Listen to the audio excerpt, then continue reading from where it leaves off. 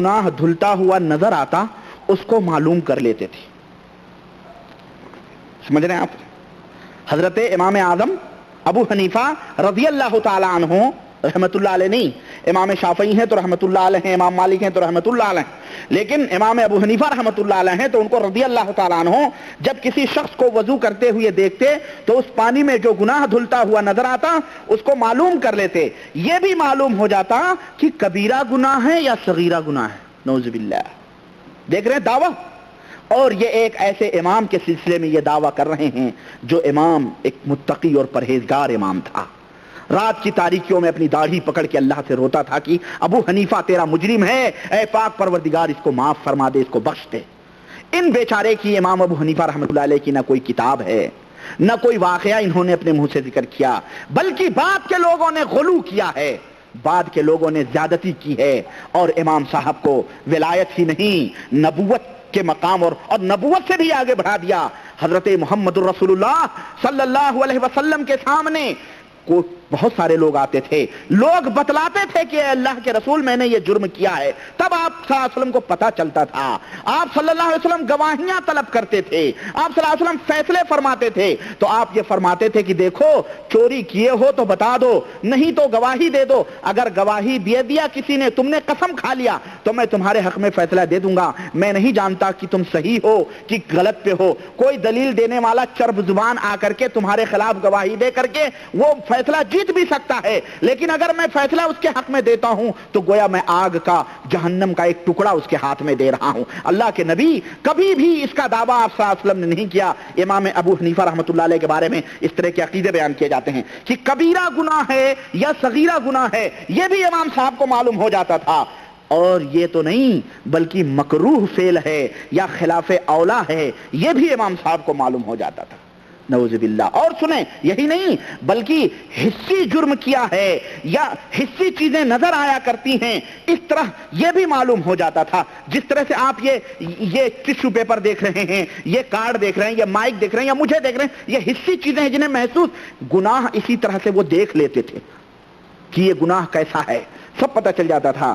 کہتے ہیں ایک جوان کوفہ کی مسجد میں وضو بنا رہا تھا، اس کا پانی گرتے ہوئے آپ نے دیکھا، اس کو چپکے سے نصیحت فرمائی کہ بیٹا والدین کی نافرمانی سے توبہ کر لے. اس نے توبہ کر لی. ایک آدمی کو دیکھا، اس سے کہا کہ بھائی زنا نہ کیا کر، بہت برا عیب ہے. ایک آدمی کو دیکھا، کہا بھائی وضو بنا رہا تھا، اس کے پانی کو دیکھا، کہا بھائی شراب خوری نہ کیا کر. غرض یہ اس طرح سے امام ابو حنیفہ رحمۃ اللہ علیہ کے اوپر یہ جھوٹی بہتان ہے. یہ امام صاحب رحمۃ اللہ علیہ نے ایسا کبھی دعویٰ کیا. ان جنہوں نے یہ کتاب لکھی ہے، اور یہ تو امام صاحب رہے. یہی تو میں ثابت کرنا چاہتا ہوں کہ جو بات اللہ کے لیے ثابت وہی نبی میں بھی موجود، جو نبی میں موجود وہی غوث میں بھی موجود، جو غوث میں موجود وہی قطب میں بھی موجود، جو قطب میں موجود وہی جو ہے کیا کہتے ہیں ابدال میں موجود، جو ابدال میں موجود وہی اوتاد میں موجود، جو اوتاد میں موجود وہی اتقیہ میں موجود، وہی نجبہ میں موجود، وہی ولی میں موجود، وہی سالک میں موجود. یہاں تک کہ 14 صدی کے یہ اینتو کھینتو جمن سبراتی جو ولی اللہ بن کے بھی مانگ رہے ہیں، دوڑ رہے ہیں، ان سب کے اندر وہ تمام سب چیزیں موجود ہیں. سنو، کہتے ہیں کہ ہمارے حضرت مولانا الشاہ عبد الرحیم صاحب رائے پوری نور اللہ مرقدہ کے خدام میں ایک صاحب تھے.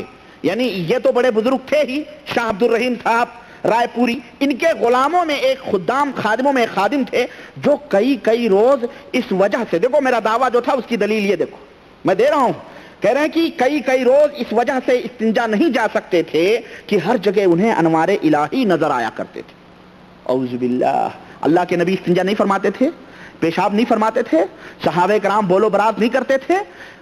بولیں آپ، کیا ان ولیوں سے بڑھ کے یہ ولی ہے جو یہ عبد الرحیم کا غلام اور خادم ہے؟ یہ کیا ثابت کرنا چاہتے ہیں؟ یہی حلاج کا عقیدہ ہے کہ اسے ذرے ذرے میں، ابن عربی کا یہی عقیدہ ہے کہ اسے ذرے ذرے میں اللہ نظر آتا ہے. وہ کوئی چیز غیر نہیں ہے، کوئی چیز موجود نہیں ہے، جو موجود ہے وہ اللہ ہے. چاہے وہ زمین ہو، چاہے وہ آسمان ہو، چاہے وہ ذرے ہوں، پیڑ ہوں کہ پودے ہوں، خنزیر ہوں کہ کتے ہوں کہ بلی ہوں، اسے خنزیر اور بلیوں میں بھی اللہ دکھائی دیتا تھا مردود کو. اور وہ مرے ہوئے جانوروں کو بھی کہتا تھا ہائے اللہ تو میرا اللہ ہے. اس طرح صوفیوں کے عقیدے میں بتاؤں گا انشاءاللہ، آگے آ رہے ہیں. وہی عقیدہ اس کتابوں یہ تو ایک واقعہ ہے، چاول ہے سے باہر نکل گیا ہے، سمجھ رہے ہیں؟ نہ جانے کتنے چاول اس کے اندر پک رہے ہیں، میں کہاں کہاں تک اس کا ذکر کروں۔ یہ میں اس لیے آپ لوگوں کو دکھا رہا تھا کہ جناب علی یہ میرا وعدہ تھا کہ یہ وعدہ اور دلیل میرے، تو میں عرض یہ کر رہا تھا کہ یہ جو بیچارے اپنے آپ کو بریلوی کہتے ہیں یا دیوبندی کہتے ہیں، میں جو ہے یہ ان کو علم نہیں ہے کہ ان مولویوں نے اپنی کتابوں میں کیا گھوٹالے کیے ہیں، کس طرح۔ اب نانوتوی صاحب اگر کوئی دیوبندی، اگر کوئی اپنے آپ کو دیوبندی کہنے والا سیدھا سادہ عالم ہو یا مولوی ہو، تعصب، متعصب اور لکیر کے فقیر آدمی کی بات تو میں نہیں کرتا، لیکن اگر کوئی یہ پتہ پا جائے کہ نانوتوی صاحب، اگر میں کہوں کہ نانوتوی صاحب اپنی قبر سے اٹھ کے دیوبند کے دو مولویوں کا جھگڑا چھڑانے کے لیے تہجد کے وقت اور حضرت رفیع الدین صاحب یا یعقوب صاحب ان کے گھر پہ آ کے ان کے کمرے میں انہیں کہتے ہیں اپنے جسم کے ساتھ، کس کے ساتھ؟ اپنے جسم کے ساتھ، اور مکمل آ کے کہتے ہیں کہ دیکھنا محمود الحسن کو کہنا ان دونوں مولویوں کے بیچ میں نہ پڑے، اور محمود الحسن صاحب جو مفسر قرآن ہیں ان کو بلا کر کے جناب رفیع الدین صاحب بتا رہے ہیں کہ دیکھو میں نے اسی لیے آپ کو بلایا ہے، تو انہوں نے کہا میں توبہ کرتا ہوں، میں اس جھگڑے میں نہیں پڑوں گا، اور کہا یہ میرا خرقہ دیکھو، میرا جبہ دیکھو یا میری رضائی دیکھو کس طرح بھیگی ہوئی ہے، میں پسینے سے بھیگ گیا، یہاں تک کہ یہ روئیاں بھی تر ہو گئیں، میں نے اپنی آنکھوں سے جسد عنصری کے ساتھ حضرت نانوتوی کو قبر سے نکل کر کے اپنے روم میں نے دیکھا ہے۔ نعوذ باللہ، اگر یہ کسی بیچارے بھولے والے دیوبندی جو اپنے آپ کو فخر کرتا ہوں میں دیوبندی ہوں، میں تبلیغی ہوں، اگر اسے بیان کیا جائے دیکھ یہ تیرے مولوی کا عقیدہ ہے، بول کیا بولتا ہے، وہ کیا کہے گا؟ اگر ایماندار ہوگا کہے گا لات مارتا ہوں میں ایسے مولوی پہ، میں نہیں عقیدہ ایسا رکھتا، یہ جھوٹ ہے، یہ جھوٹ ہے، انہوں نے جھوٹ لکھا ہے، انہوں نے کس بیان کیا ہوا ہے، کیا ہے یہ؟ میں یہی چاہتا ہوں کہ دوستو، بھائیوں اور عزیزوں، کسی شخصیت کی پوجا نہ کرو، شخصیت تمہیں جنت میں نہیں لے جا سکتی ہے، نہ کسی، جس کے اندر خیر ہے اس کی بھلائیوں کو لے لو، جو شر ہے اس کے حوالے کر دو، اس کا عقیدہ جو اچھی بات بتا رہا ہے، وہ بل کلنٹن ہو کہ مارگریٹ تھیچر ہو کہ کوئی بھی ہو، اچھی بات بتا رہے ہیں تو ٹھیک ہے، بری بات بتانے والا وہ اپنے آپ کو آسمان پہ مصلی بچھا کے نماز پڑھنے والا ہو، سمندر کی سطحوں پر پیدل چلنے والا ہو، یا لوگوں ٹھوکروں سے مردوں کو زندہ کرنے والا ہو، اگر وہ باطل عقیدے بتلا رہا ہے تو اس کی باتیں بھی ہمارے جوتے کی نوک پہ ہونی چاہیے۔ میرا یہ کہنا ہے، حق کیا ہے؟ وہ کتاب اللہ اور سنت رسول اللہ صلی اللہ علیہ وسلم ہے۔ شخصیتوں کے پیچھے نہ جاؤ، شخصیتیں مر گئیں، سڑ گئیں، ان کی قبروں پتہ نہیں کیا ہوتا ہوگا، پتہ نہیں کیا ہوتا ہوگا۔ اور آگے میں بتاؤں تو اس طرح سے جناب علی اللہ اکبر، اس نے کہا، میں عرض یہ کر رہا تھا، اس نے کہا تو اپنا کام کر، میں نے قبلے کی طرف اپنا رخ کر لیا ہے۔ یہ سچی ارادت اور عقیدت ہے۔ اسی لیے میں یہ بھی کہا کرتا ہوں، ان بریلویوں کے جو علماء ہیں، اگر اس حقیقت کو جان کر کے کہ ان کے روح کا قبلہ کیا ہے، ان کا پیر ہے، اور ان کے جسم کا قبلہ صرف کعبہ ہے، تو جسمانی طور پہ جو حرکتیں ہو رہی ہیں ان کے اوپر نہ جاؤ، اصل چیز تو روح کا ہوتا ہے۔ گویا یہ نماز تو سجدہ تو کعبے کی طرف کر رہا ہے، لیکن اس کی روح سجدہ کرتی ہے اس کے پیر کی طرف۔ اسی لیے میں کہا کرتا ہوں کہ دیکھنا ان قبر پجاریوں، ان بریلوی جو اپنے آپ کو بیچارے بھولے بھالے لوگ بریلوی رکھتے ہیں، اگر انہیں پتا ہے اور پھر بھی وہ وہی کر رہے ہیں تو ان کے پیچھے نماز پڑھنا حرام ہے، ان کے پیچھے نماز نہیں جائز ہے۔ کیوں؟ ان کی روح کہیں اور ہوتی ہے، مسجود ہے، اور ان کا جسم کہیں اور۔ ہاں، تیرا دل تو ہے صنم آشنا، تجھے کیا ملے گا نماز میں؟ ہاں، تیرا دل تو ہے صنم آشنا، تجھے کیا تو یہ دل صنم آشنا ہے، اس لیے ان کے پیچھے نماز جائز نہیں ہے۔ یہ حضرت اعلی حضرت کا فتویٰ ہے، یہ باقاعدہ انہوں نے اپنے ملفوظ میں اس کو ذکر کیا ہے۔ اب سمجھے، یہ تعلق مرشدی ہوتا ہے، جو پیر اور مرشد کا تعلق ہوتا ہے۔ اور دوسری چیز ہے اجازت۔ اس کا مطلب یہ ہے کہ مرشد کی اجازت کے بغیر مرید کو قطعاً کوئی حرکت نہیں کرنی چاہیے، بلکہ اس کے چونکہ مرشد کے سامنے سارے اسرار کھلے ہوئے ہوتے ہیں، اس لیے وہ جو بھی کام کرنا چاہتا ہے پہلے مرشد سے اجازت لے لے۔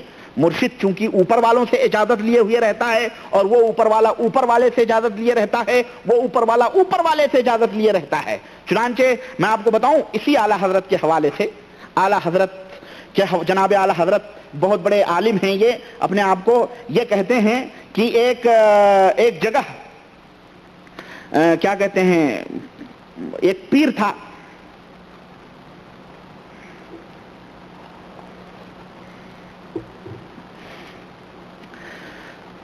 ایک بزرگ تھے, اب وہ جلدی نہیں ملے گا, ایسے موقع پہ جلدی نہیں ملے گا, وہ نشان بھی میں نے پتہ نہیں کہاں رکھے ہیں. تو جناب علی ایک بزرگ تھے, میں واقعہ بتا دیتا ہوں پھر بعد میں آپ کو دکھاتا ہوں. کہتے ہاں یہی وہی ہیں وہی جہاں یہ واقعہ میں نے بھی بتایا ہے نا کہ وہ گردن مارنے کا, اس نے کہا میں نے قبلے کی طرف منہ کر لیا, وہی ہے. کہتے ہیں کہ ایک فقیر بھیک مانگنے والا, دیکھیں آپ کے اپنے محلوں میں فقیر, ناک کے نیٹے وٹے نکلتے لوگ, رینٹ بہتے ہوئے لوگ ولی اللہ کہتے ہیں نا, وہ ایک کئی مجذوب ہوتے ہیں, سمندروں میں بیٹھے رہتے ہیں, اتنے پانی میں کیچڑوں میں رہتے ہیں, لگوٹی پہنے گالیاں دے رہے ہیں, پتھر پھینک رہے ہیں. اور شاہ عبد العزیز رحمۃ اللہ علیہ کے واقعہ آتا ہے کہ فتح پوری مسجد جو دلی کے اندر ہے, بولے وہاں سے وہ شاہ عبد العزیز رحمۃ اللہ علیہ اپنے شاگردوں کے ساتھ نکلے تو دیکھا چاندنی چوک پہ ایک بہت بھیڑ لگی ہوئی ہے. اور اسی ارواح ثلاثہ کے اندر غالباً اشرف علی تھانوی صاحب نے یہ واقعہ ذکر کیا ہے, بھیڑ لگی ہوئی ہے. اور اسی بھیڑ میں شاہ عبد العزیز نے کہا کہ اپنے شاگردوں سے کہا کہ جا کے دیکھو کیسی بھیڑ لگی ہے. تو جا کے دیکھا تو وہاں ایک مستانہ بیٹھا ہوا تھا, قلندر جس کو کیا کہتے ہیں, صوفی مست قلندر, وہ بیٹھا ہوا تھا. اور سنو, اور اپنا عزو تناسل, اپنی شرمگاہ کھڑا کر کے کہہ رہا تھا مردود کہ یہ اللہ کی الف ہے, نعوذ باللہ.